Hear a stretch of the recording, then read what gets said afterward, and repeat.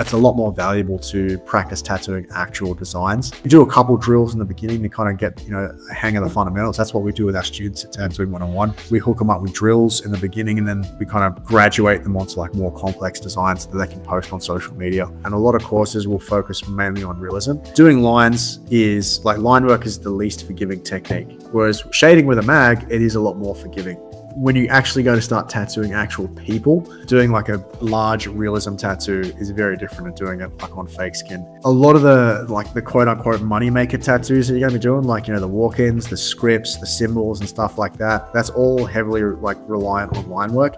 If you just want to do black and gray realism, you can, but it just means you're going to be limited. If you don't learn how to do line work, and there are guys that tattoo realism that can't line for shit. They're out there, keep in mind that you are kind of limiting yourself. There's a lot of things you're not going to be able to do. If that's the route that you're going to go, man, make sure that your social media is fire and you're always booked up, because if you can only do one style, you want to make sure that you built a brand around it and there's a lot of demand. Back in the day, like around 2013 or 14, when realism was nowhere near as popular as it was today, and there weren't anywhere near as many people that were good at it as there were today, the prices that you could charge for realism were astronomical. And it's starting to come down now because more and more people are just figuring out how to do it. And it's not as difficult as it looks, especially black and gray. Color realism is still like on another planet. I don't do color realism like it. It's just not my jam. I don't mind doing like some black and gray realism here and there, but color realism is special. If you can do color realism, you're a G. Black and gray realism, it's nowhere near as difficult as what it looks. You can learn and do it quite quickly, assuming that you've got the art skills are there. So yeah, the price is coming down because like the supply and demand thing is getting all fucked up because just a lot of people are learning that style. Yeah, so look,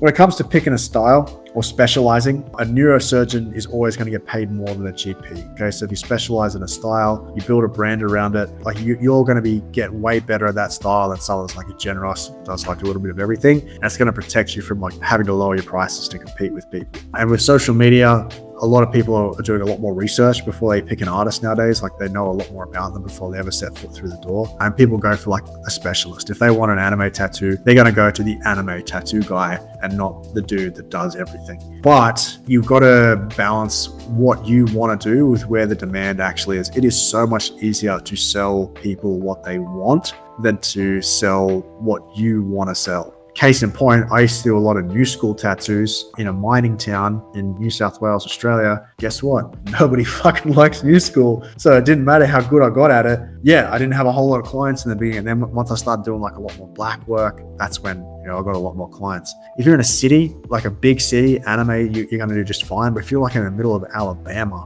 in some town that no one's ever heard of, making anime style tattoos work is going to be a lot more challenging. There's just not as big of a pool of people to make a massive amount of income from just like one particular niche amount of style. If you know what I mean? Like if you go to New York or LA, you can specialize in the most niche thing ever, and there's enough people to make like a full-time living off that. But if you go to like a town of like 2,000 people, then you want to stick with okay, what are people already getting, and then tattoo that if you want to do well and make a good living. Black and gray portraits, man, there's a lot of demand for that. Mandalas are cool too. If you can do mandalas as well, you'll pick up line work really, really quickly. Mandala tattoos, they're all technique. One thing my first mentor always used to tell me is that you should be able to get a black and gray tattoo to look good and decently smooth before you start to put in the washes.